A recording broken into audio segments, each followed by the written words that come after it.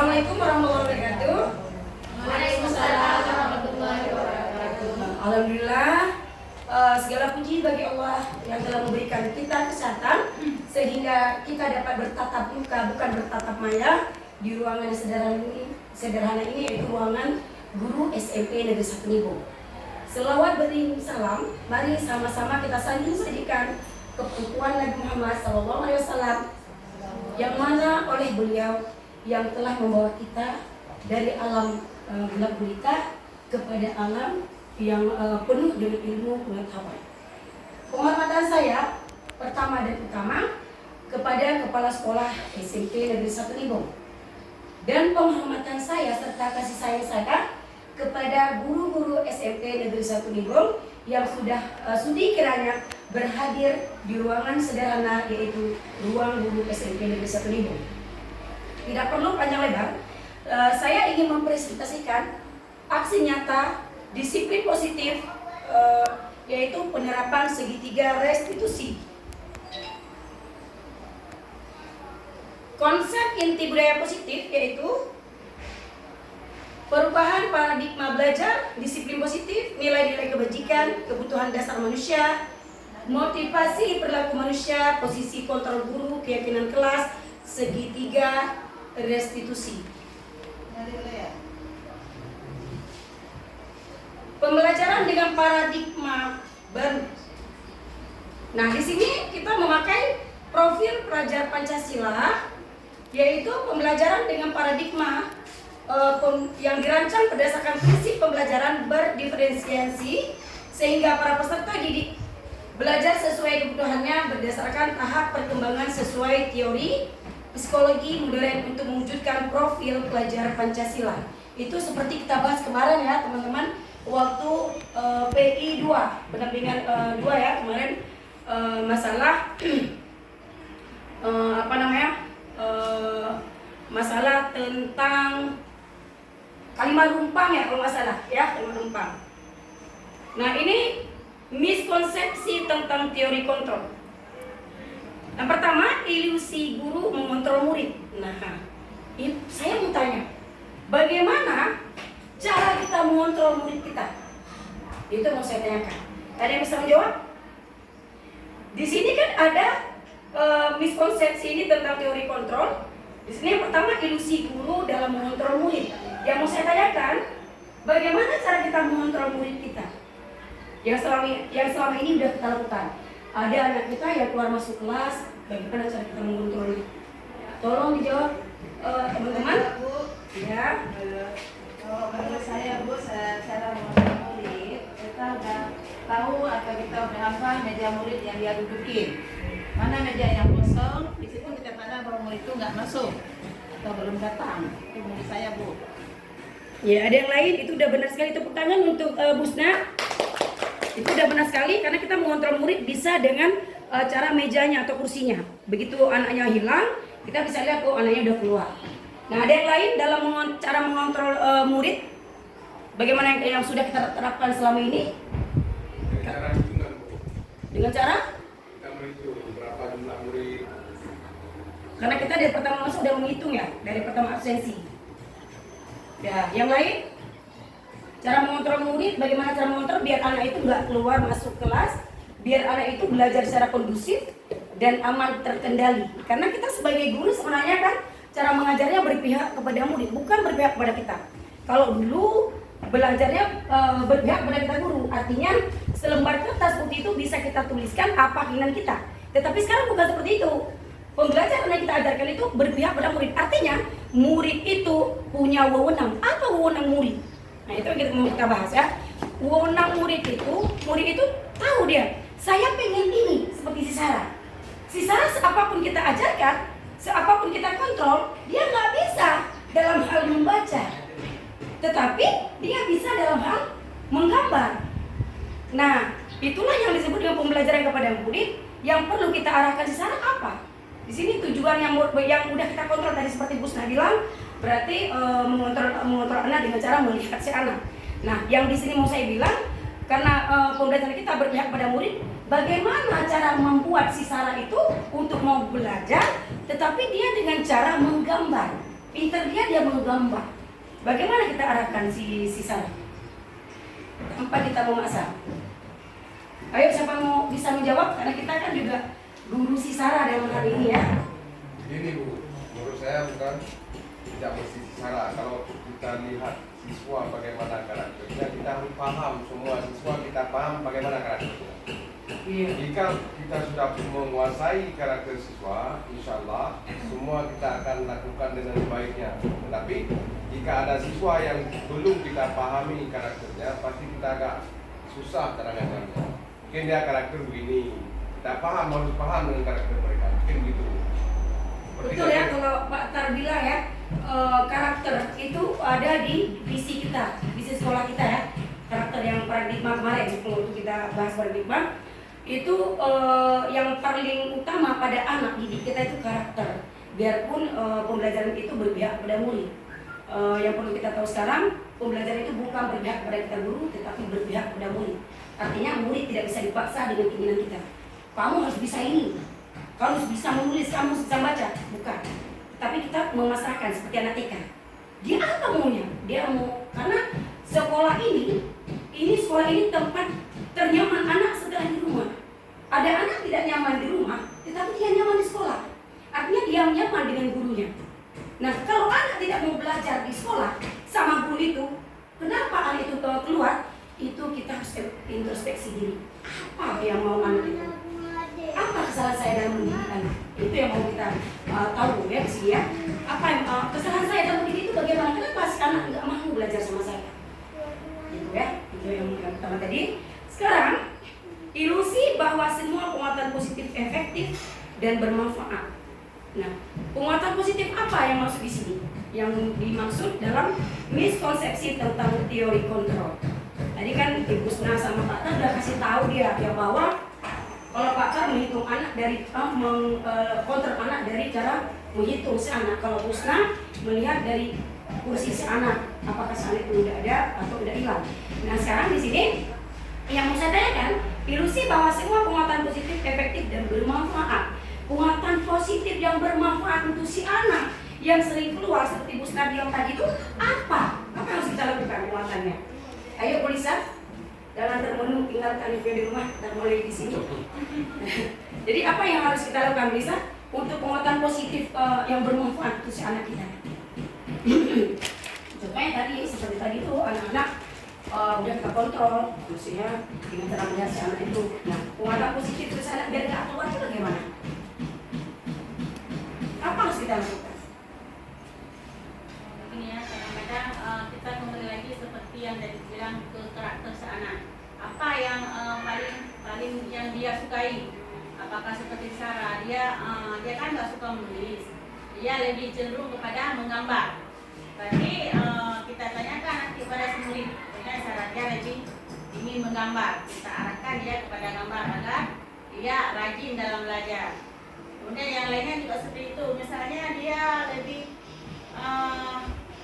lebih suka dalam mempraktekkan sesuatu, misalnya dalam bahasa Inggris, dalam bernyanyi.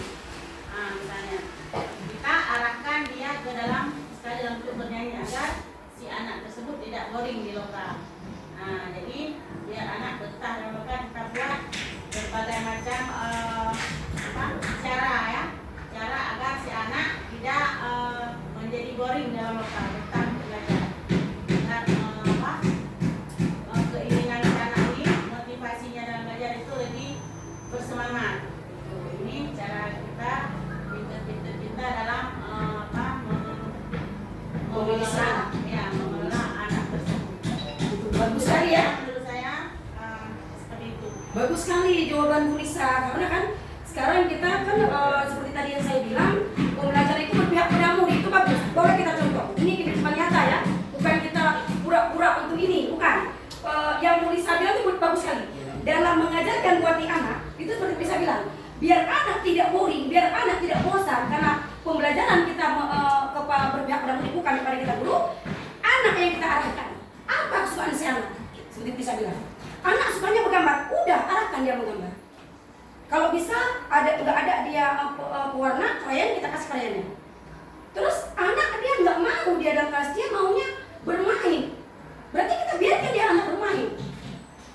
Kalau itu menurut pembelajaran daripada Ki Hajar Dewantara, gitu ya. Itu udah bagus sekali kalau pembelajaran menurut Bu Isa udah masuk ke dalam pembelajaran berpihak pada murid. Itu udah bagus sekali. Nah sekarang kita masuk ke ilusi bahwa kritik dan membuat rasa bersalah mampu menguatkan karakter. Apakah kritik kita dia menguatkan dia rasa bersalah? Kamu bersalah, kamu tidak belajar ini. Saya kasihkan ini tapi kamu tidak mau apa? Apakah si anak itu akan ada karakternya bagus? Dengan kita tekan anak tersebut, kamu kasih keluar aja. Tugasmu itu apa?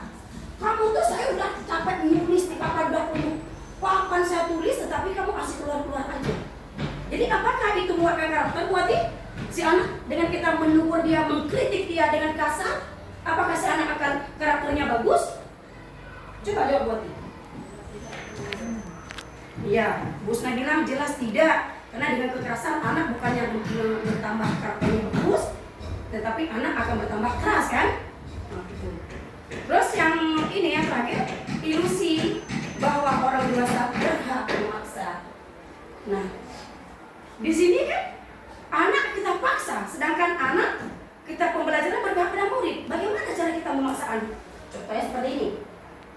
Ini jam ibu ya, jam cocok kau keluar. Itu seperti itu. Nah, apakah yang pembelajaran seperti itu sudah termasuk dalam pembelajaran berpihak pada murid? Iya, tentu tidak. Betul ya, Bu Sna ya. Nah, sekarang kita masuk yang paling ditunggu ya, disiplin positif. Kita masuk ke dalam disiplin positif, artinya yang pertama, resiko 1, disiplin berasal dari kata disiplin, yang artinya belajar. Disiplin mengacu pada disiplin diri yang memiliki tanggung jawab terhadap apa yang dilakukannya berdasarkan nilai yang diyakini.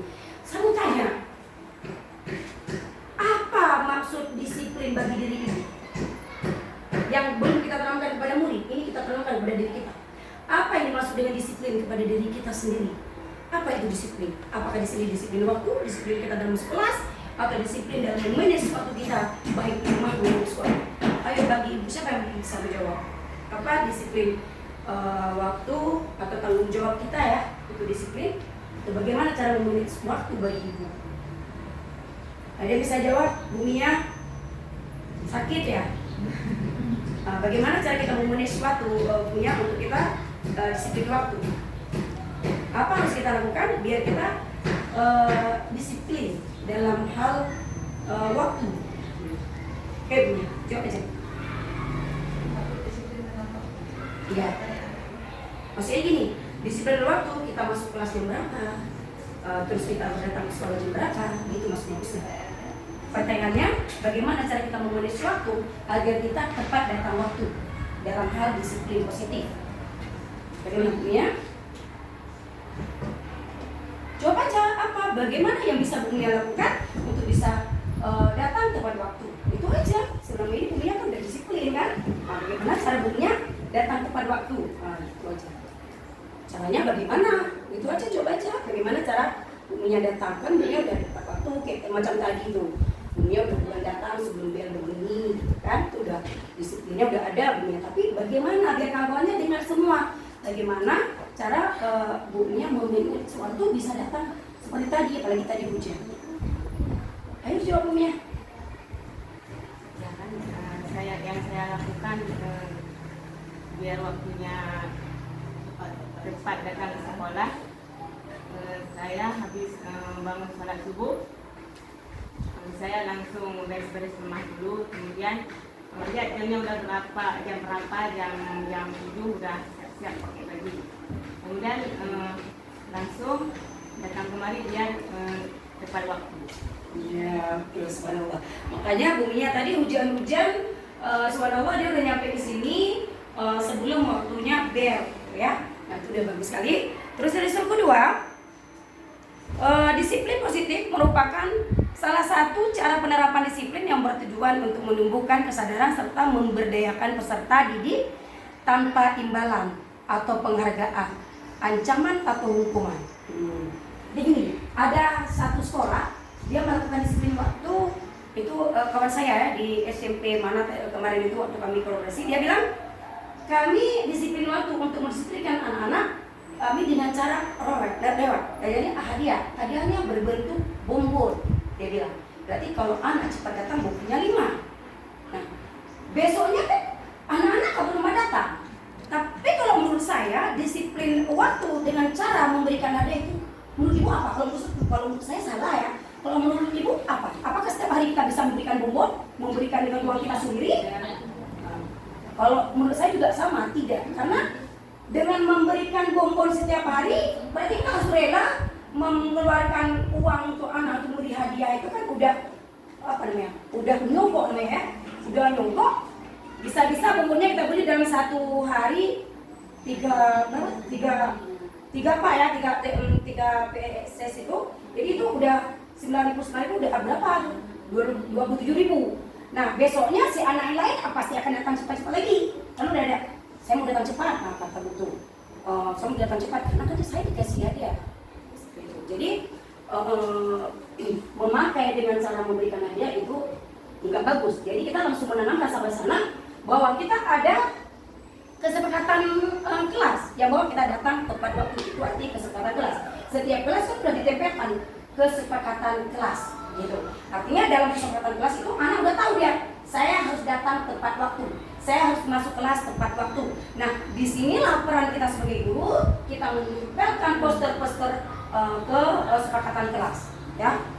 Nah, nggak perlu dengan memberikan hadiah. Resep 3, cara 3.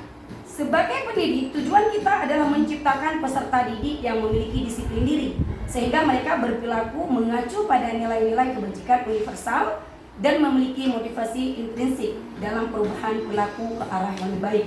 Nah, seperti yang tadi kita bilang, anak nggak perlu kita berikan hadiah, kita bisa anak mengarahkan. Nah, kalau kita tepat waktu sayang, jadi gimana kalau tepat waktu? Bagus bu, saya nggak perlu terburu-buru dalam mengejar waktu gitu kan.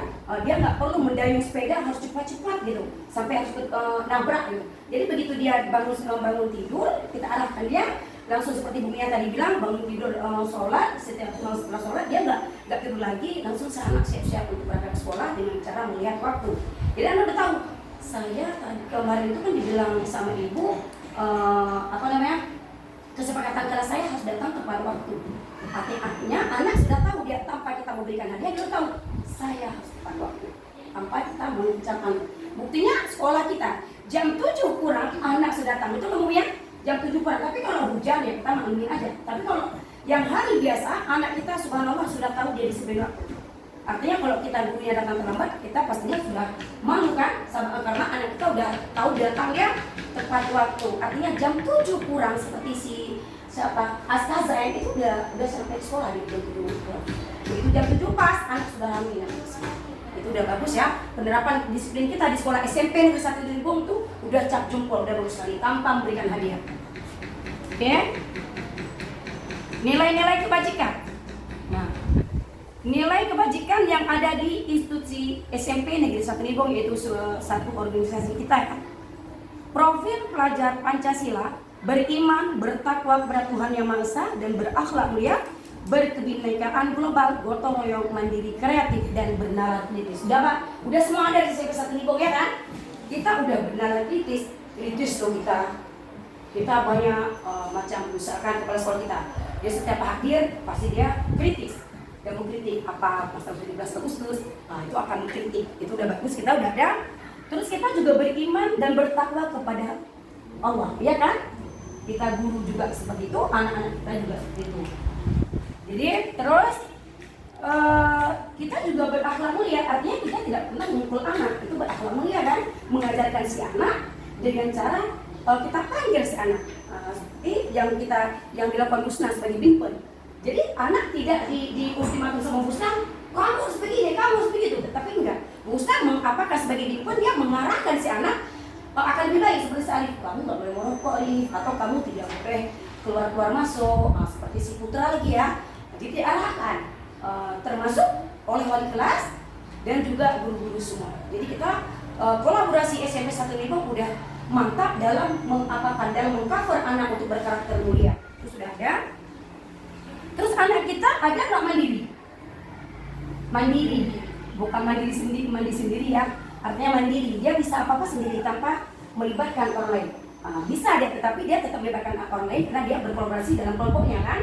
Nah sekarang saya mau tanya lagi, apakah anak kita ada kreatif ya dalam hal apa saja? Ada, contohnya waktu Bu Ani mengajarkan anak itu sama Fozia dalam membuat karya dari botol bekas ya, apa tuh? Botol bekas aqua. Nah itu bagus sekali. Sampai kita jual di kemarin tuh Bu, di pameran itu lagu. Terus ada lagi tape. Itu kan kreatif itu. Tape juga kita jual dengan tape manis dengan sebutan SMP 1000. Oke, kita masuk lagi ke toleransi, rasa hormat, integritas, mandiri, menghargai, antusias, empati, keingintahuan, kreativitas, kerjasama, percaya diri, dan komitmen. Ada nggak kita ini guru di SMP 1000 satu kolaborasi atau kerja kelompok? Maksudnya kerjasama. Maksudnya ada nggak kita kerjasama? Atau satu orang aja, saya aja kerja, dia itu duduk aja, ada nggak? Nggak ada kelompok. Maksudnya kerja sama gitu. Dalam kegiatan misalkan 17 Agustus itu. Kita selalu kompak ya kan, satu pulang sore berarti semua pulang sore, satu jalan kaki semua jalan kaki, itu berarti udah ada sifat kolaborasi yang bagus di SMP 1000. Nah terus anak-anak kita ada nggak percaya diri ketika tampil di depan SMP 1000? Ada. Seperti kemarin ya kita ngambil ke demonstrasi kontekstual itu, anak berani tampil dia berani tahu dia kesalahannya apa, dia besar suaranya di dalam kelas. Kenapa besar suara Ova? Dia langsung kasih tahu, si Wiwit nyontek punya saya Bu. Jadi saya marah-marah, saya capek belajar gitu jawaban si Ova. Nah ketika saya tanya lagi sama si Awil, kenapa kamu terlambat Wil? Saya pulang ngaji Bu, nonton sama main HP. Jadi saya begitu pagi udah terlambat. Jadi dia tahu kesalahannya. Jadi guru sama siswa bisa mencari solusi apa yang harus dilakukan si Awil biar dia nggak terlambat. Itu dengan cara apa? Dengan cara dia begitu pulang ngaji tidak perlu nonton dan memberikan waktu langsung dia istirahat, begitu subuh dia nggak usah tidur lagi. Nah itu ya, percaya diri udah ada ya sama kita guru sama juga murid. Terus skill, dapat dipercaya, lurus hati, life skill ya, life skill keterampilan hidup. Dapat dipercaya, lurus hati, pendengar yang aktif, tidak merendahkan orang lain dan memberikan yang terbaik dari diri. Ada tak kita guru atau murid kita merendahkan orang lain? Caranya dengan membuli apa itu verbal, yang sering dilakukan anak kan dengan cara membuli verbal. Ada nggak kita guru menginjak harga diri guru lain? Nggak ada ya. Terus murid kita ada nggak? Nggak ada. Semua bagus karena dia tahu saya harus seperti ini. Yang tadi bilang atas sama Bu Lisa, oh anak harus berkarakter baik biar dia tercipta etikanya baik. Oke, ya. Terus kebutuhan dasar manusia. Nah ini yang paling ini ya, yang paling bagus kebutuhan dasar manusia, sesuatu yang kita lakukan. Misalkan dalam dasar manusia kita lihat, kenapa dia diam? Misalkan, rupanya dia belum jajan, belum sarapan di rumah. Jadi anak kita arahkan pagi itu harus makan di rumah. Itu kebutuhan dasar manusia ya. Kebutuhan dasar manusia yang pertama kalau untuk si anak kita ini, anak-anak kita, kita harus tahu kenapa dia diam, kenapa dia menyanyi, kenapa dia termenung. Kita harus panggil. Apa masalahnya? Nah inilah tugas, bukan tugas bimbel aja, bukan tugas wali kelas aja, bukan tugas guru sosial aja, tetapi tugas semua guru yang ada di tempat kita ini. Jadi kita nggak tahu, oh saya belum makan Bu, kita boleh memberikan izin ke kantin, tapi dengan cara kita mengontrol. Artinya mengontrol jangan dia ke kantin, tetapi bukan ke kantin. Itu anak kita kan ada yang memang karakternya udah bagus, tapi dia suka main-main. Di sini udah tahu kita kebutuhan dasarnya apa, yaitu kebutuhan dasar yang pertama dia tidak ada jajan. Dan kita udah tahu, seperti Bu Husna kemarin bilang, saya sering tanya si Rajul Mustafid dan Bu Husna ya, dia nggak ada jajan, terus diberikan jajan sama Bu Husna, terus diantar pulang ke ini, itu udah bagus sekali kita sebagai guru.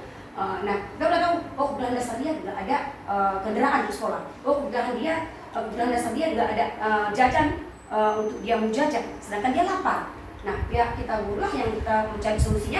Bagaimana cara anak ini kebutuhan dasarnya terpenuhi? Harus kita panggil pertama orang tuanya. Kenapa dia tidak ada jajan? Kenapa dia seperti itu? Kenapa dia seperti itu? Kita kompromi dengan orang tuanya untuk memenuhi kebutuhan dasar si anak. Oke? 5 kebutuhan dasar manusia. Yaitu yang pertama apa? Apa 5 kebutuhan dasar manusia sebagai kita ini? Yang pertama apa? Bertahan hidup. Kalau udah mati nggak bisa lagi kan? Bertahan hidup. Apa dalam bertahan hidup? Apa Bu Ali dari tadi senyum? Apa bertahan hidup? 5 kebutuhan dasar manusia itu apa? Apa saya bilang? Makan. Baru saya kan mesti makan. Pakaian, ya betul. Pakaian, terus apa lagi?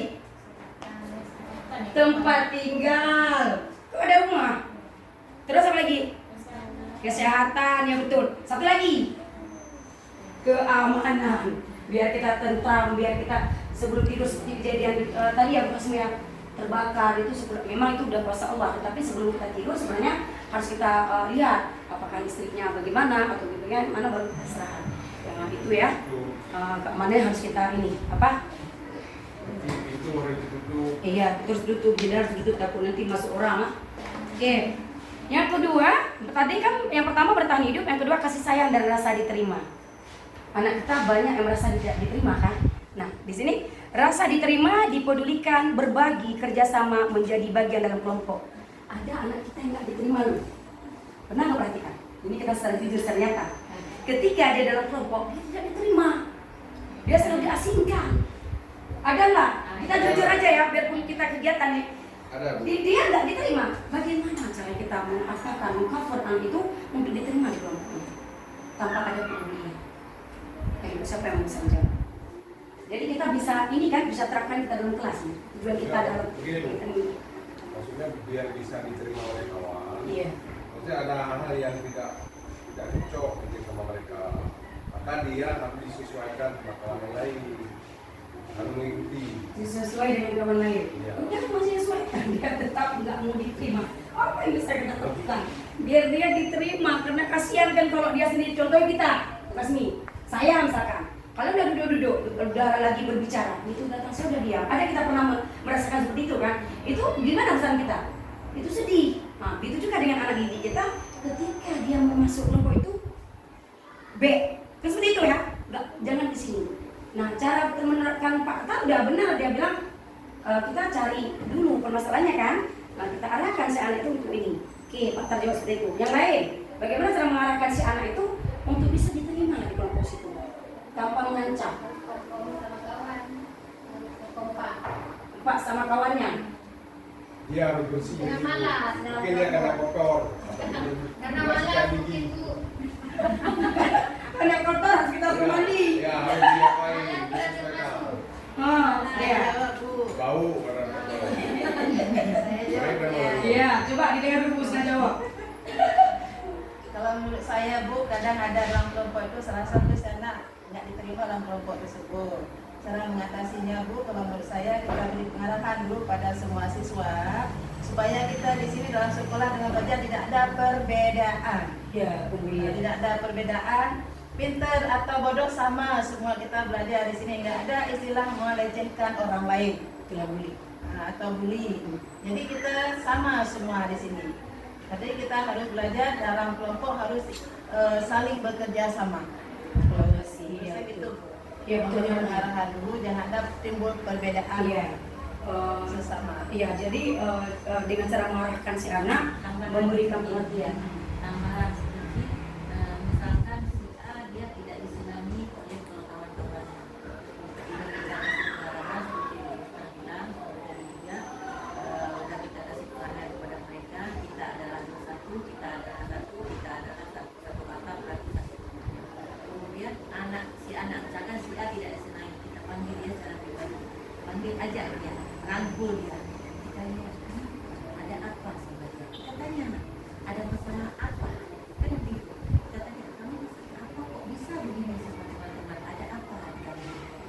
Ada masalah apa di rumah? Kan bisa, mungkin karena dia selalu diam atau apa? Kita tanya, ada begini rumah. Kalau dia memang nanya jorok, kayak itu, nggak boleh. Pokoknya kita tanya, ada apa, mengapa sampai terjadi demikian? Contohnya salah. Contohnya Sarah boleh, boleh. Iya, betul. Ada yang lain. Contohnya si Sarah, dia kan Sarah itu dia agak terbelakangan lah. Iya. Walaupun dia bukan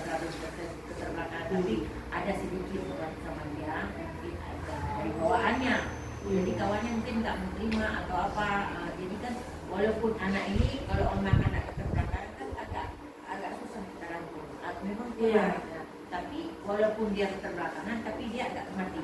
Oh iya, betul. Mati. Pada saat kita ngajar pun kita harus dekati dia, kita kasih pujian dia. Walaupun tanya orang galak, kami nyampe ke, tak galak-galak tu. Dan nanti secara terpisah kita panggil dia, panggil.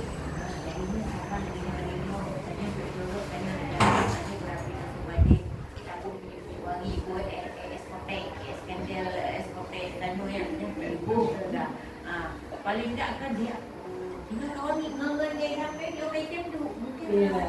Mungkin ya. Itu dia. Ya kan? Dia kan Dia belum ada pernah seperti itu. itu dia. Sama juga seperti kita orang dewasa, seperti orang dewasa. Salah gitu. Salah satunya dia ngejek kawan, makanya kita panggil. Panggil dia kenapa? Kamu lagi kamu kan kita sama-sama jangan ngejek kawan. Kalau kita suka ngejek kawan, nanti kawan kita nggak dikawani sama teman-teman yang lain. Kamu lagi mau tanya terang lagi lang. Iya, kita rangkul, anak kita rangkul. Nanti sampai pada aku berhenti. Jangan ke orang lain. Mereka dalam. Ya, tapi kenapa ambil itu biru? Tapi tidak ada. Kita udah rasa nggak ada. Iya, Macam ada dia biru. ada wangi pakai. Ini kan namanya juga anak-anak. Kadang kerja baunya mungkin pakaiannya agak bau amis sehingga temannya dia memang mendekat. Iya. Sama dia memang sudah bersih. Tapi kan lihat di baju boy cake, woi. Kalau juga kan bau amis. Salah satu demikian. Paling nggak kan kita tak dulu ya. Anaknya tak dulu. Tak dulu dia tak dulu. Kenapa? Kenapa? Ada apa? Ya, pasti nanti kita bisa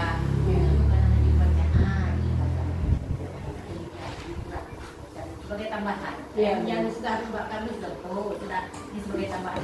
Cuma kita belum panggil secara pribadi. Salah satu pertama dulu dipanggil oleh wali kelas. Ya, wali kelas dia rangkukan anak. Masalahnya wali kelas jangan berpatok buat wali kelas anda. Guru juga mesti bukan ini. Ya, siapapun boleh. Ada aja kita dulu. Dulu nanti. Yang punya kali agama yang kohnya yang kata mak. Dia kali itu yang di balak-balak menangkap kohnya beli. Oh, alah. Yang mau naik itu Wani sama Wani. Ya itu dia. Muna. Oh, Dia si Muna. kan tapi Muna tapi orang Oh, yang keliling lapangan dia sama Wani. saya juga begini saya buat. Kan kita suka. Kita sampai ni ayat ni sudah sampai. Iya, betul. Dia kebutuhan dasar dia menang anak saya. Itu dia. Ayah dan Kalau kita tidak panggil secara pribadi, mungkin tidak tahu. Iya. Anak secara pribadi sambil anak-anak tahu walaupun di sana ini terus katanya jangan langsung tanya ke situ. Ya balik lagi. Baru bawa dulu di tempat lain, baru nanti maju ke situ. Sampai langsung jangan cerita-cerita aja, empat cerita selek dikit, cerita-cerita lain selek dikit. Nah, tapi kalau langsung siapapun jangan ke anak-anak dan Tuhan tidak mau kita berkuih langsung kan. Oh, betul. Bagus. Berapa dia? Bagus ya ibu-ibu ngomong. Nah, demikian. Ya lebih kurang. Oh, bagus sekali itu pertanyaan ibu kita. Bagus itu yang dari tadi kita bilang itu yang berpihak kepada murid. Pembelajaran berpihak kepada murid, bukan kepada guru. Artinya kita rangkul si anak tanpa kita takut bau. Ya. Kita rangkul si anak, kita beri kasih sayang untuk dia karena kebutuhan dasar dia butuh kasih sayang, butuh diperhatikan, bukan butuh dijauhi seperti ibu bilang ya. Ibu bilang tadi kan merangkul. Artinya kalau kita mengajak si anak, mengkritik si anak, mengapakan si anak itu di depan kawan-kawannya, dia bukan lagi percaya diri, tetapi dia akan drop sampai ke bawah-bawahnya. Tetapi kalau si anak kita rangkul seperti tadi ibu kepala sekolah kita bilang, kita rangkul dia, kita berikan dia kasih sayang, kita mengajarkan dia, oh kamu tuh beli, jangan kita bilang bau ya, kamu tuh beli minyak wangi ya, biar tambah cantik, ibu bilang tadi. Itu udah maksudnya udah pembelajaran udah berkah kepada murid, artinya si anak udah tahu dia salah saya tidak mandi atau salah saya tidak memakai minyak wangi. Jadi begitu dia udah wangi, udah sikat gigi, udah mau kawan-kawannya menerima. Tapi kalau sekarang dia mau duduk di tempat kelompoknya, otomatis dia nggak mau diterima karena dia masih bau. Nah, jadi tugas kita sekarang sebagai guru merangkul si anak karena si anak itu udah dasarnya membutuhkan kasih kasih sayang, butuh perhatian. Ada anak kan yang membuat tingkah dia tapi tidak kita perhatikan. Tapi anak tambah merajalela kan. Nah kita rangkul. Artinya di sini yang mau kita bahas, rangkul si anak, peluk si anak tanpa takut kita dia bawa. Nah dalam kebutuhan dasar manusia itu ada lagi kesenangan. Apa kesenangan yang harus kita lakukan pada si anak? Apa kesenangan si anak? Contohnya kita, apa kesenangan kita? Apa kesenangan kita? Kalau libur kita apa? Kalau liburan? Apa? Iya. Kesenangan si anak kadang-kadang kita mengajak bermain si anak dengan cara seperti Pak terbilang mengajak ke waterboom. Anak akan senang sekali ketika datang ke waterboom. Begitu dia datang ke waterboom dari jam 8 dia udah kumpul di sekolah, datang ke sana nyampe jam 9, jangan harap dia mau keluar dari tempat air itu. Akan mau dia. Begitu di Minang tutup jam 6 baru dia mau keluar. Ya bukan ya, kita udah pergi ya, Bu Mia pun udah pergi. Nah, kesenangan anak apa lagi? Humor. Bagaimana tuh humor Pak Tan? Apa yang buat anak biar dia humoris?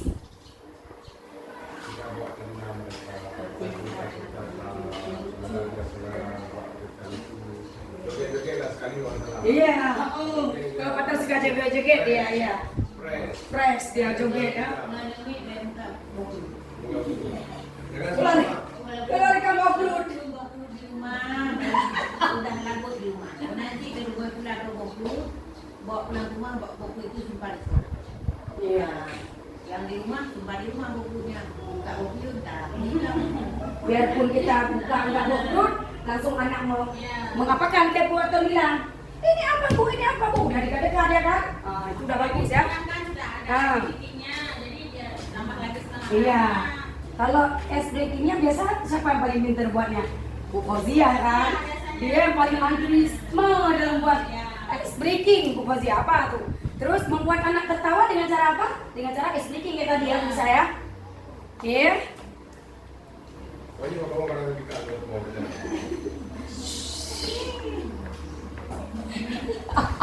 Motivasi perilaku manusia. Oke, motivasi ekstrinsik yaitu untuk menghindari ketidaknyamanan atau hukuman. Nah, bagaimana biar anak seperti tadi aku bilang, biar nyaman dia dalam kelas. Tadi kan udah aku bilang, berarti kita rangkul, ya kan? Kita rangkul, jadi anak nyaman dia belajar. Tapi kalau dia duduk sendiri, nyaman nggak dia belajar? Nggak nyaman, karena dia nggak ada orang yang kawan sama dia, jadi dia nggak nyaman. Oke, terus motivasi ekstrinsik untuk satu lagi untuk mendapatkan imbalan atau penghargaan dari orang lain. Ada nggak kita menghargai murid kita ketika dia berdiri di depan, dia bisa presentasi tugasnya? Ada nggak kita menghargai dengan cara apa? Aplaus ya. Yang bagus. Ujian nilai bagus. Kalau kami di olahraga, kalau dia dapat juara kasih duit 2.000. Kasih duit. Air. Ini udah hadiah ya. Takutnya itu kalau udah hadiah bukan udah setiap kali kita berikan hadiah seperti Bokon tadi. Hadiah, pujian kalau jadi bisa. Nilai plus. Penghargaan dapat Selain ujian kan anak-anak capek.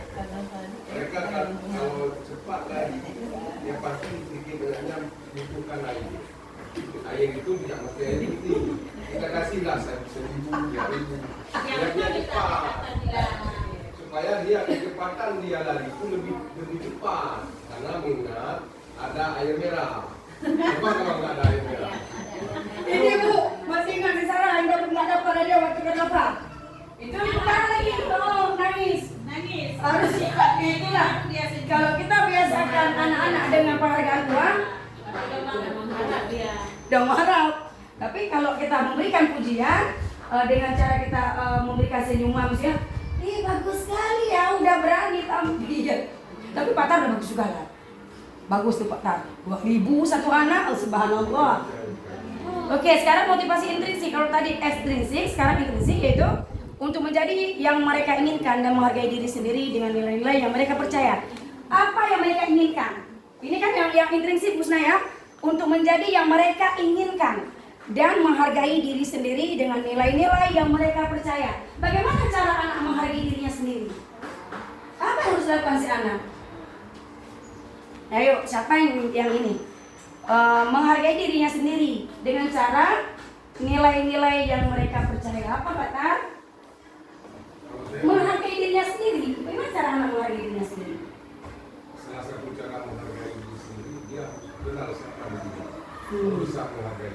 Kalau dia tidak kenal dengan diri sendiri, pasti dia nggak paham siapa yang harus saya hargai. Seperti kami di olahraga, pasti saya ajarkan mereka jaga diri dengan sehat, hargai diri dengan baik, perbanyak minum air, jangan begadang, mandi pada waktu. Salah satu menghargai diri dulu, misalnya mandi jangan mengering. Kalau mungkin itu berbahaya bagi kesehatan. Itu salah satu. Iya. Itu yang satu. Ya, udah. Udah paham semua ya? Udah betul tuh kan? Menghargai dirinya sendiri ya dengan mandi nggak maghrib, terus minum air putih sebanyak-banyaknya ya. 1 hari 8 gelas. 8 liter atau 8 gelas? 8 liter. Tambahan Tambahan ya, dari menghargai diri sendiri berarti seharusnya dia melengkapi disiplin. Harus nego dia dengan disiplin. Dia disiplin nggak di rumah kita.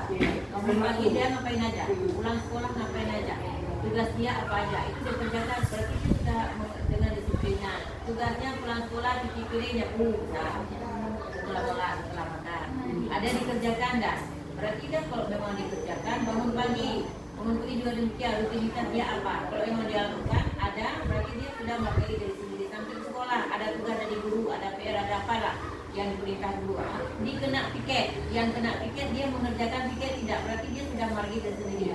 Kalau dia sudah melakukan hal tersebut, maka baru bisa menghargai orang lain. Bagaimana menghargai orang lain? Dengan dia berbuat dia sendiri, tugas piketnya bagaimana ada dikerjakan, maka dia bisa tegur kawan, ini belum beli. Ya, dengan cara berbahasa dengan yang bagus, dengan santun, tidak dengan bahasa yang kasar. Itu sudah menghargai. Pertama sudah diri sudah, kemudian sama seperti akhlakul karimah. Dia berdamai dengan minanas, kemudian sama benda mati juga, sama benda hidup, sama Allah, semua juga dikerjakan. Itu sudah menghargai diri sendiri. Lanjut dengan teman-temannya yang lain. Makanya ada di sisi kita akhlakul karimah. Itu salah satunya bisa menghargai diri sendiri, bisa berdamai dengan alam. Bisa dalam bisa lanjut aja Pak. Ya tambah. kalau sesuai dengan yang disampaikan, ini kita tambah daripada ini. Saya pernah mengajarkan anak-anak untuk menghargai diri sendiri kalau bisa masuk sana. Ini disiplin juga. Nanti kata anak-anak tersebut 24 jam sebelum satu malam, dia harus buat roster. Mana dia harus pergi? Jam istirahatnya kapan? Bagi orang yang tuanya kapan? Sekolah kapan? Itu roster diri sendiri. Kita konsep kepada anak-anak semua, nah, kamu buat roster kehidupan. Arti kata 1 hari 24 jam, jam itu jangan diabaikan. Kalau orang yang bilang, jangan jam tersebut itu diambil oleh orang-orang orientalis. Berarti orang orientalis sudah lalai dengan HP, lalai dengan permainan yang tidak bermanfaat. Maka kita hari ini di desa atau jauh di kota atau di desa ini, kita paham yang bahwa anak-anak ini lingkungannya tidak sehat. Kita paham bersama yang bahwa lingkungan di sekitar kita ini tidak sehat. Berarti kita lihat lalai anak-anak tersebut di jalan. Tidak kita buat dosa sendiri. Orang lain yang kita tidak bisa mengatakan untuk anak didik kita itu harus kita sampaikan. Walaupun itu pahit, itu dia keras. Oh, sebenarnya kalau yang Pak Tar bilang itu kan Bu, roster kehidupan itu bagus juga untuk kita punya. Bagus untuk kita Dengan untuk anak, untuk kita pribadi. bagus tuh, tapi kita nggak ingat ya buat roster. Polisi bukan wajib. Besar. Iya bisa. Anak-anak Rosternya. ya, ini waktu untuk dapat itu. Kayak roster kita, misalnya roster kita, jam 5 kita bangun udah tercantum di situ, kita masak. Terus jam 9 udah besok.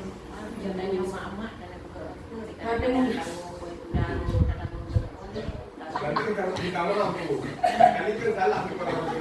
Berdiri di depan roster, berdiri di depan roster yang sudah kita janjikan pada roster tersebut, kita bilang, roster hari ini saya minta maaf. Saya terlambat sekolah ada 5 bulan. ada pengecualian. Ya. Oke, sekarang kita masuk ke 5 posisi kontrol guru. Nah, ini tentang kita guru ya. Ada guru yang bersifat penghukum. Yang kedua, pemantau. 3, pembuat merasa bersalah. Yang 4, teman. Yang 5, manajer. kalau penghukum, kita menghukum si anak. Dia berbuat salah dengan cara kita mau, ayo keliling lapangan. Nah, kita bilang itu penghukuman. Berarti si anak sudah kita bully secara verbal. Ampasnya kita udah bully. Artinya anak-anak lain kan udah bersorak-sorak ya. Kalau dulu saya sering melakukan seperti itu, saya jujur saya melakukan seperti itu. Saya mengeliling sebelum saya masuk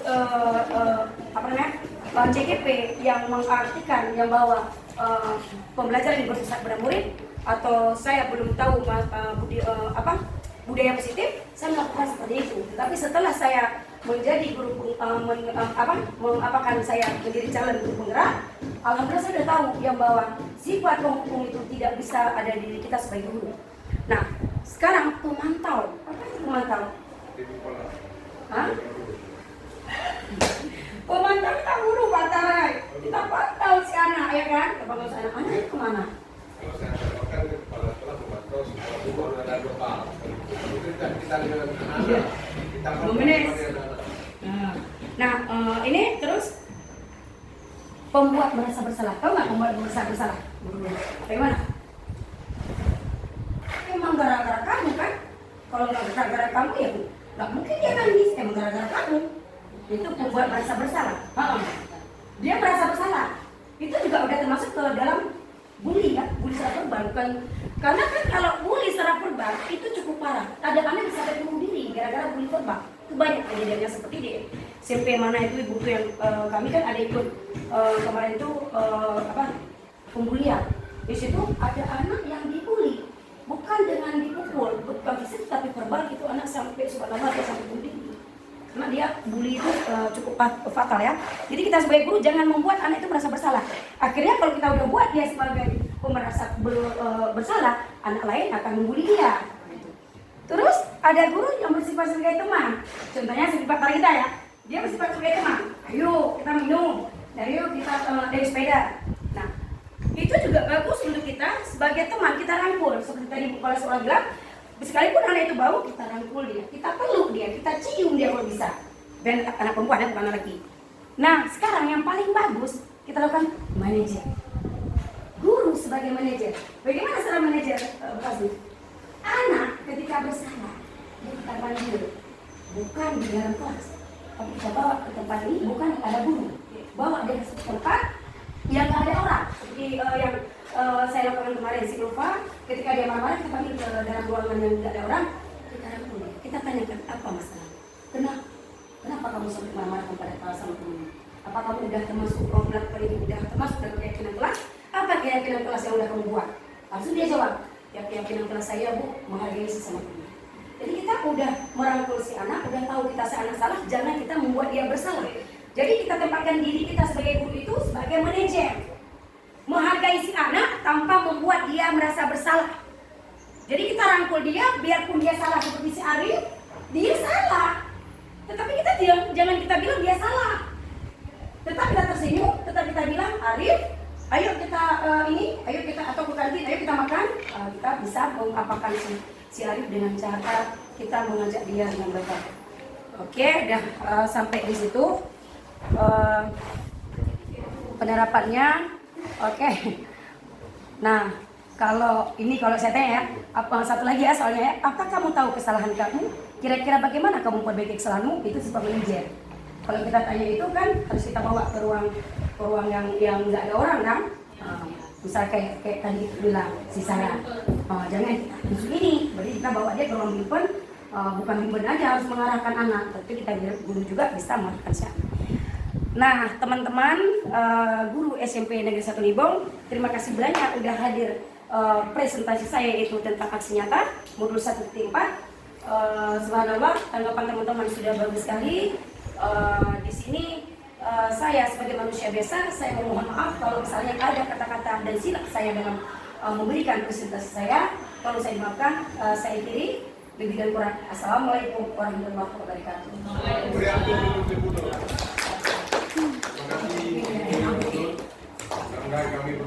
Sekarang kita lanjutkan dengan teman CGP saya, yaitu Ibu Hayatul Wardani. Silakan mempresentasikan hasil tugasnya Ibu Hayatul Wardani, kelas 1151. Oke. Ya udah. Ya buat Bu Nurhadiah Sitompul karena sudah mempersilahkan saya untuk menampilkan tentang tema yang saya buat yaitu tentang budaya positif ya. Jadi langsung saya lanjutkan untuk mempersingkat waktu. Jadi tugas hari ini saya membuat tentang budaya positif yaitu membuat keyakinan kelas. Nah, jadi menurut Bapak Ibu apa itu keyakinan kelas? Buat apa fungsi keyakinan kelas itu? Siapa yang bisa jawab? Coba pasar, apa itu? Apa fungsi dari keyakinan kelas yang kita buat? Untuk anak-anak. Fungsi keyakinan kelas. Untuk meningkatkan motivasi anak. Apa nih? Untuk meningkatkan motivasi anak. Jadi cara kita untuk membuat keyakinan kelas itu bukan guru yang menentukannya. Jadi untuk membuat keyakinan kelas itu 100% kita harus serahkan kepada anak-anak. Apa yang diinginkan dia, jadi itu dia tuliskan. Misalnya kita suruh tulis di karton atau pada note ya. Jadi nanti orang itu setelah selesai itu bekerja dalam kelompoknya dan akan ditempelkan. Sebagai guru kita itu akan nanti membuat. Jadi kita lihat nanti kalau hasilnya sama, semua sama, jadi kita ambil salah satu. Jadi kita ambil misalnya dan anak-anak itu dalam membuat kesempatan kelas itu tidak boleh menggunakan kata-kata tidak boleh. Jadi tidak ada kata-kata yang tidak, misalnya tidak boleh terlambat. Jadi kita ganti kata-katanya misalnya disiplin dalam waktu. Jadi anak-anak itu akan tahu. Jadi kalau orang itu disiplin terhadap waktu. Jadi begitu ganti pelajaran, anak-anak itu tidak boleh ada yang keluar. Tapi kita lihat sekarang ini, begitu ganti pelajaran kita udah masuk ke sana, selokan, anak-anak itu malah di luar kan? Seharusnya anak-anak di mana? Di dalam. Jadi harus menunggu guru ya. Jadi anak-anak itu harus menunggu guru. Jadi fungsi dari keyakinan kelas itu supaya anak-anak mana? Apa fungsi keyakinan kelas? Bu Isa, apa fungsi keyakinan kelas? Dan kita sudah dibuat. Mana yang membuat itu anak-anak sendiri, bukan kita yang buat. Apa fungsinya? Fungsinya salah satu untuk membuat kemandirian mereka. Ada lagi? Siapa lagi yang bisa jawab? Untuk tahu si anak, karena aku udah tahu dia, saya harus disiplin waktu, karena di situ udah dibuat waktu itu. Terus, ada lagi? Ada lagi? Kira-kira apa kata-kata yang ada dalam keyakinan kelas itu? Kan Kak? Biasanya kan Busna yang jawab. Tidak mesti harus disiplin dalam waktu. Dia harus disiplin dalam segalanya. Apa Busna bisa jawab? Apa Busna? Kalau menurut saya Bu, manfaat keyakinan kelas itu mendisiplinkan diri sendiri. Iya. Kita diri sendiri. Jadi apa yang ditulis itu teringat pada dirinya sendiri. Iya, karena yang menulis itu memang anak-anak sendiri. Jadi dia membuat sesuai dengan keinginan dia. Jadi kita tidak boleh memaksakan anak. Misalnya kita kasih 10 kata-katanya tidak boleh. Jadi kita guru itu hanya sebagai fasilitator saja. Anak-anak itu bekerja sendiri secara mandiri. Ya. Jadi keyakinan kelas itu dalam diri siswa itu sangat penting. Jadi gunanya untuk menciptakan lingkungan belajar yang positif dan mendukung saat siswa percaya pada diri sendiri ya. Jadi mendukung itu untuk belajar di lingkungan yang positif, buat juga dia itu berfungsi pada siswa supaya dia itu bisa percaya diri sendiri ya. Kemudian mereka lebih siap untuk menghadapi tantangan di masa depan ya. Apalagi sekarang ini kan masa sekarang itu berbeda dengan masa kita dulu. Jadi sekarang itu udah masa digital semuanya ya. Semua yang apa yang diinginkan ada itu di dalam dunia maya ya. Jadi kita sebagai guru itu harus bisa mengontrol atau menyampaikan pada anak-anak HP yang digunakan itu harus dimanfaatkan dengan baik. Jadi harus dengan baik supaya apa? Di HP itu sangat banyak. Ada yang positif, ada juga yang negatif. negatif ya. Jadi HP itu kalau saya sering itu menyuruh anak-anak bawa HP karena saya biasa melakukan pembelajaran menggunakan IT. Jadi saya itu misalnya membuat kuisis dengan anak atau kalau sekarang itu untuk kelas 3 karena mereka itu kan udah berlaku kurikulum 2000 sebelum merdeka, belum ada buku ya, belum ada buku di sekolah kita. Jadi saya mendownload buku untuk kurikulum merdeka itu, buku IPA. Kemudian saya bagikan karena saya buat grup dengan siswa di kosan ya. Jadi saya bagikan tautan bukunya. Mereka mendownload sendiri. Kemudian waktu proses belajar, saya itu biasa membentuk kelompok sama anak-anak. Dan satu kelompok itu wajib membawa HP 2 buah. Jadi untuk membawa HP itu mereka tak perlu pakai karena sudah mendownload di rumahnya ya. Jadi itu antara kelompok itu dia berkolaborasi dengan kawannya dan saling bertanya siapa kira-kira yang mau bawa HP ya. Jadi bukan orang siswa yang sama terus yang bawa HP-nya karena memang mereka itu punya HP semua. Jadi itu dengan menggunakan IT, jadi pembelajaran menggunakan IT, anak-anak itu lebih menguasai IT ya, karena memang sangat diperlukan untuk masa sekarang. Kemudian memahami pentingnya keyakinan. Jadi pada keyakinan kelas itu mereka harus memahami pentingnya mereka membuat keyakinan ke kelas. Yang pertama, motivasi dan semangat. Apa maksudnya itu motivasi dan semangat, Pak Tar? Motivasi. Ya, motivasi karena keyakinan itu membentuk motivasi dan semangat bagi siswa. Apa itu? Motivasi dan semangat. Motivasi adalah salah satu seperti Ibu sampaikan tadi yang bawa keyakinan dalam kelas. Ketika anak-anak sudah ada keyakinan dalam kelas, tentu saja pasti mereka sudah bersifat jujur. Jadi bersifat toleransi, bersih dalam kelas. Salah satu juga motivasi untuk ketika kegiatan tersebut sudah ada, misalnya kelas sudah bersih, anak sudah jujur, sudah mereka semua pasti dia akan menggali motivasi yang lainnya, dorong dengan tingkat-tingkat nanti yang sudah disampaikan sebelumnya oleh Ibu. Contohnya dia nggak ada bully lagi. Salah satu pasti dia sudah adem dalam ruang kelas ini, sudah nyaman, sudah wangi, pasti sudah motivasi dia membutuhkan energi yaitu belajar melia, yang dilihat itu. Kalau bukan nanti diselesaikan orang lain. Ya, bagus Pak Tar ya. Jadi itu memotivasi dan membentuk semangat pada siswa. Jadi dia motivasi dan membentuk semangat ini yaitu meyakinkan, punya keyakinan atau untuk mendorong siswa untuk terlibat aktif dalam proses belajar ya. Kemudian meningkatkan motivasi dan semangat mereka. Jadi waktu belajar mereka akan belajar dengan tertib sehingga mereka bisa mencapai tujuan pembelajaran yang diharapkan. Ya. Misalnya pelajaran tentang IPA. Misalnya IPA itu tentang sifat-sifat ciri-ciri makhluk hidup. Jadi mereka itu tujuan pembelajaran kita misalnya mereka bisa mengetahui tujuan ciri-ciri dari makhluk hidup.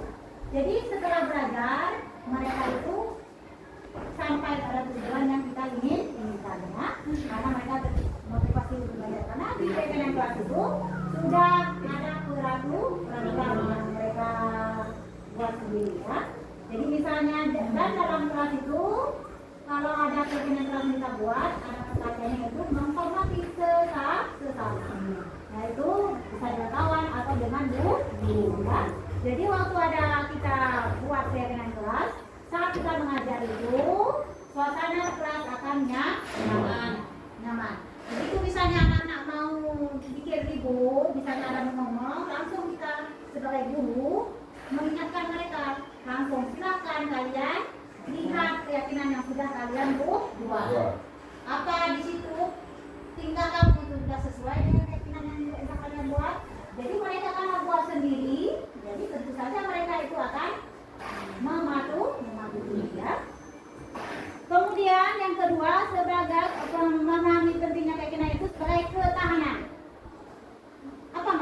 sebagai ketahanan. Bu Aisyah, apa itu sebagai ketahanan? Bu Aisyah, silakan jawab. Seperti saya bilang tadi, apa itu ketahanan? Memiliki ketahanan anak-anak itu. Saat belajar, ya bagus Bu Nana. Jadi itu bertahan dalam belajar, tidak punya keinginan untuk keluar masuk dalam usaha belajar ya. Jangan cepat terkecoh dan sampai di rumah. Ya. Dan dia kelas dari keluar, itu tidak keluar. Tapi dia bertahan. Iya. Bagus ya. Bagus kata.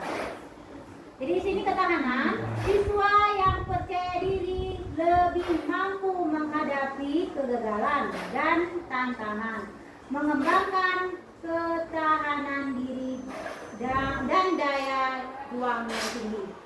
Jadi dia itu memiliki daya juang ya untuk bertahan dalam misalnya karena ini dalam proses pembelajaran, jadi dia itu tetap akan misalnya dalam belajar itu dia tetap aktif dalam pembelajarannya, tidak ada keinginan untuk keluar ya. Kemudian yang ketiga, prestasi akademik. Jadi kalau anak-anak sudah membuat keyakinan kelas, karena dia sudah belajar dengan aktif, tentu prestasinya akan meningkat. Jadi prestasi anak-anak itu akan meningkat. Bagaimana supaya anak-anak itu bisa meningkatkan prestasinya? Coba Bu Ani, supaya dia bisa meningkatkan prestasinya. Bagaimana cara-cara yang harus dilakukan oleh anak-anak tersebut? Iya, belajar dengan sungguh-sungguh. Apa lagi kira-kira?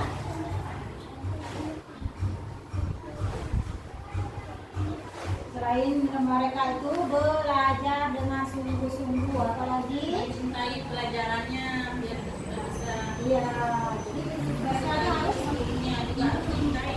Kalau nggak suka sama gurunya, otomatis pelajaran yang kita belajar tidak akan bisa. iya.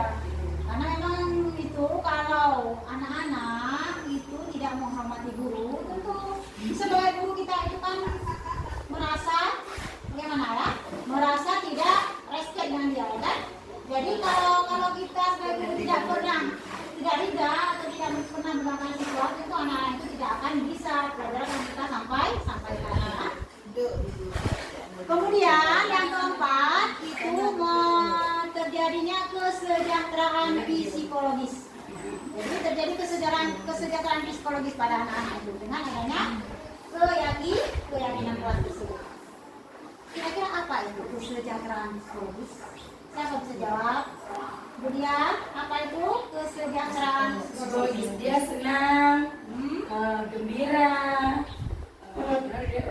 dia tahu keyakinan kelas yang dia buat, berarti dia mengikuti semua. Jadi kan senang dia kan? bagus. Sudah fresh, sudah sehat. Tidak ada tekanan, itu semua biologi sudah. Nggak ada bian lagi. Kalau ada bian, dia sekali. Karena di Tidak ada mau melokal itu. Kalau ada mau, nanti dia akan berani.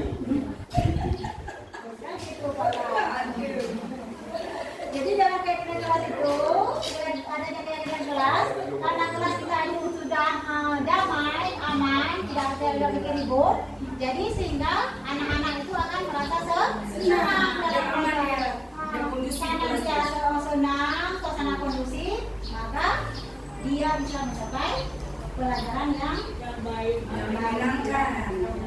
ya. Kemudian kita akan mengenal keyakinan dan dampak terhadap pembelajaran.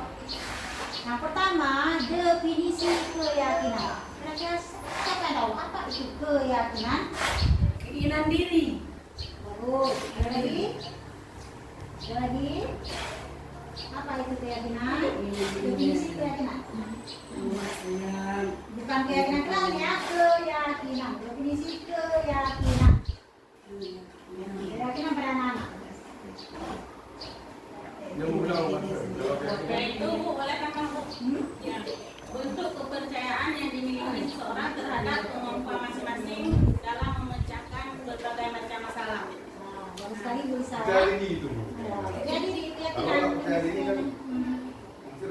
kekuatan diri. kekuatan diri. Saya yang bawa kita itu bisa. Nah, Kalau bisa pasti orang lain bisa. Orang lain bisa dapat ranking 1. Kenapa saya nggak bisa dapat ranking 1? Ya lebih dia. Ya kita itu juga berupa cara berpikir, motivasi diri, keinginan untuk bisa memecahkan berbagai macam masalah. Ya, bagus. Bisa. Jadi itu definisi dari keyakinan ya. Keyakinan adalah kepercayaan diri terhadap kemampuan untuk mencapai tujuan dan mengatasi tantangan. Ini meliputi kepercayaan diri dalam kemampuan sendiri dan keyakinan dalam kemampuan orang lain. Kemudian ada dampak keyakinan tersebut. Saya rumah podium kali ini. Kemudian sakit gigi, kata dewa. Nah, dampak keyakinan itu apa kira-kira dampak dari keyakinan karena tadi percaya diri anak-anak. Apa dampaknya yang pada orang mereka tersebut? Dampak. Nah, dampaknya atau hasil yang terjadi pada anak-anak tersebut karena mereka sudah percaya diri. Dampak dia ceria. Dia tidak tertekan. Wajahnya selalu kita ulang fresh. Tidak ada tekanan. Senang, selalu senang walaupun minum air putih tapi segar. Enggak pada minum air merah ya. Walaupun tidak ada air merah, karena sebahagian anak-anak sudah percaya diri, sudah mengamal yang bawa itu indah. Yang bawa indah, makan itu bukan untuk kenyang, Iya. tapi makan itu untuk kebutuhan. Iya, betul sekali Pak. Hidup bukan untuk makan, tapi makan ini untuk hidup. Sudah percaya diri, sudah kuat iman, ya kan? Tambah semangat. Selamat banget. Selalu beramal. Seperti Sarah yang percaya Tambah semangat. semangat.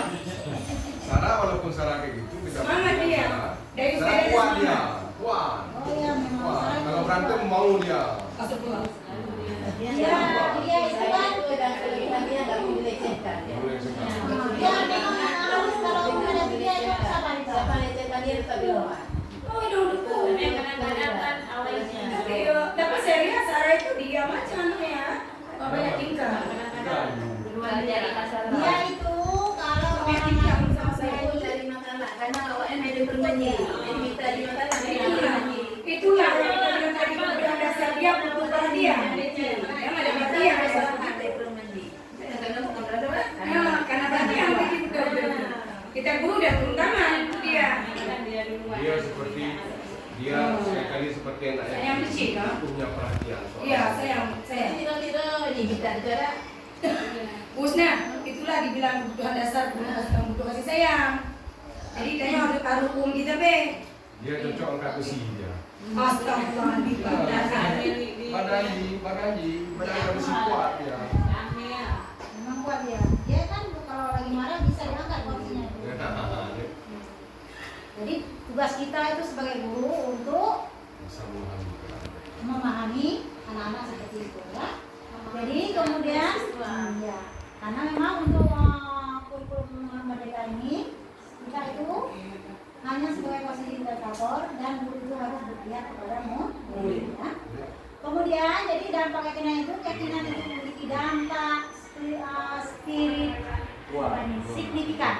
Dampak signifikan terhadap proses pembelajarannya. Siswa yang percaya diri lebih termotivasi, bersemangat, dan gigih dalam belajar.